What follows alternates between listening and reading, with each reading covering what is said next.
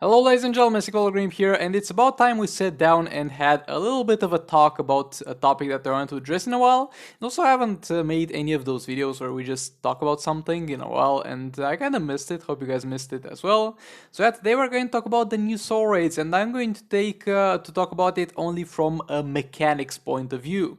I'm not going to talk about how necessarily fair is to new players or stuff like that, just how it stands up in terms of the mechanic of the bosses and the design of the bosses compared to the Apocalypse Soul Raid.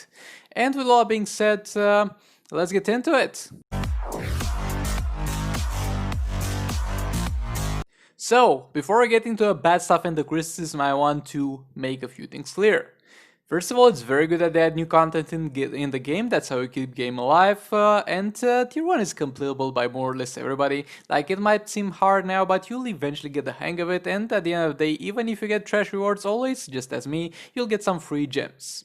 And again, new content benefits everybody, benefits me, and keeps the game alive. And the new artifacts brought into the game are going to make the game a little bit more interesting. So overall, I'm not saying that I'm mad they introduced the new soul raids, and I'm very glad it's introduced. Even though it has a little bit of a downturn, that we're going to talk about that, a little bit of a downsides, overall it's better that it was introduced than if it wouldn't have been introduced. But yeah, with all being said, let's get into the actual part where I have a little bit of a problem. So, the new Krypton, Rise of Krypton soul raid is kinda lame, and I know that's a bold claim to make, but let me explain, just bear with me for a little bit. So, first of all, when the Apocalypse soul raid came out, it came up with a lot of new concepts. We had, for the first time, super shields on bosses, like reflective shields. We first time saw a boss actually tagging out and tagging in a minion.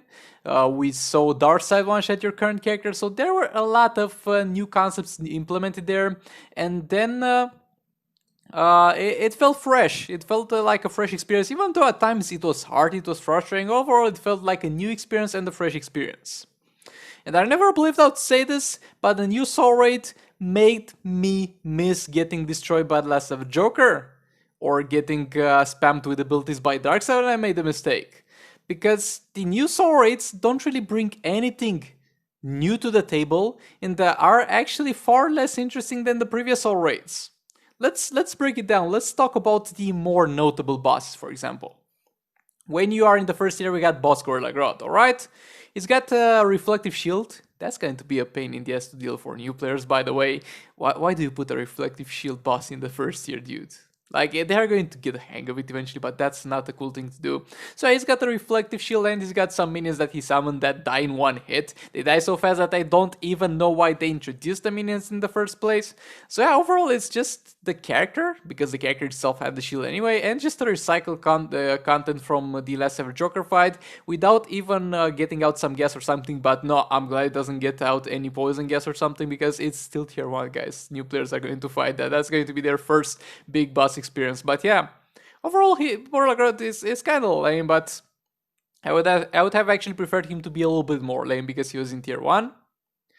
So yeah, next up we got, let's say, Boss Cheetah and Boss Green Arrow. I'm very frustrated about those two, because those two specific bosses, like, if you're going to lock them into an infinite combo, as it goes with every boss in the entire game, you are not going to have any problem. But other than the fact that they don't bring anything, let's say, innovative or new to the table, having very unique and fun to play against mechanics, they are very frustrating to play against, because they are part of the 3% of the characters in the game that block immediately after doing a jump attack and have very weird attack patterns. Like, Cheetah swipes back and jumps, Green Arrow has the most weird basic attacks in the game. It's overall doesn't bring anything new to the table, doesn't bring any new concepts, doesn't bring any new mechanics. It just makes it frustrating to fight those characters, and I'm really not a fan of that. Next up, let's say we got Boss Brainiac, and they copy-pasted Phase 4. Okay, let's say that's fine. They copy-pasted Phase 4, but yeah, next up we got Dark Supergirl, which is literally a copy-paste of the Dark Supergirl from the Apocalypse soul raids, with no new mechanics. And then we got Silver Banshee, which is a very badly implemented boss. Like, even after the terrible bug was fixed, I'm not talking about bug silver bench, I'm talking about the silver bench that's right now where the bug has been fixed. If an active being fixed, like making a character randomly disable either your artifacts, your gear stats, or your abilities, and locking one of your abilities, it's not really a fun concept to play against. Like locking one of your abilities, you could. I can't go over it because in phase 2, for example, where we had the same concept, by taking in and out, you could kind of revert that. Over here, you get into the fight and an ability will be locked, and that will be locked for the entirety of the fight, and it might be the ability that your character needs to deal damage. And it's just a bad design for a boss because it's not something that depends on your skill, and over here if you don't do damage, it doesn't feel like it was my fault. I did a bad thing there. It's like I played King here and my special tree was locked from the start 4 times in a row. What am I doing wrong here? I don't understand.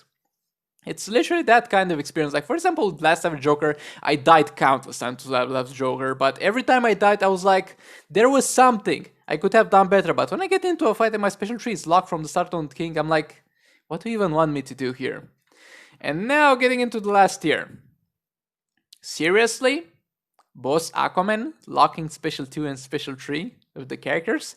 And he's not even combo interruptible, so you can play Just League Team easily against him. Do you want us to buy Black Manta?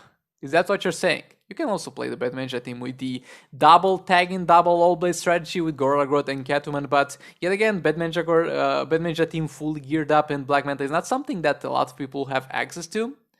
And by making Special 2 and Special 3 not usable, you are literally disabling all the teams in the game but 2 or maybe 3 or something like that. It's just a terrible mechanic. Like, the fight is not particularly interesting. The boss doesn't have any particular mechanics that make the fight interesting. It's literally fighting an Aquaman while being crippled. And it's no fun. And there's a lot of other bosses that had a lot of potential. Like, I was expecting them to do something more with Black Adam, like him triggering a free special tree each time we tagged in or something like that. Like Atrocitus periodically receiving his passive buffs, but through a system like the Brain Exchanges class in phase 3. But no, none of that. Like, the boss that people are most afraid of and that I thought would have the highest potential of being interesting and fun to interact with were just lame. And then we had boss Batman. That is a copy-paste of phase 2. And it's easier than phase 2 because he is combo interruptible and he doesn't have armor pierce specials. But still a copy-paste of phase 2. And then we get into boss Superman.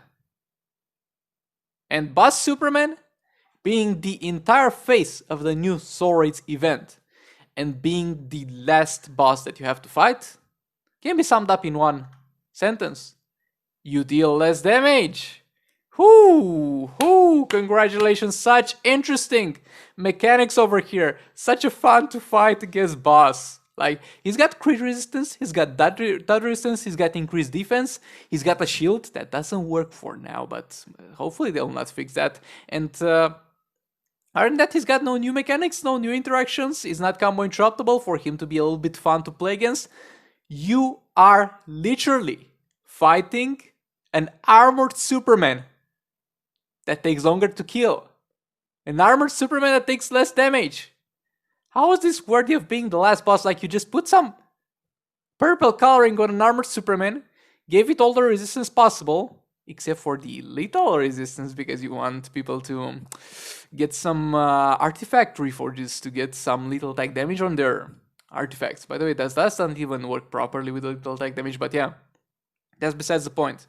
So yeah, to sum it up, I'm glad they introduced the Soul Raid event, I'm glad they introduced new content in the game, but it simply feels rushed and it simply feels like they didn't add the amount of care that they had in Apocalypse Soul Raids. And in my opinion, this is far less interesting, far less entertaining, and far below Apocalypse Soul Raids in terms of entertainment, content, and boss design.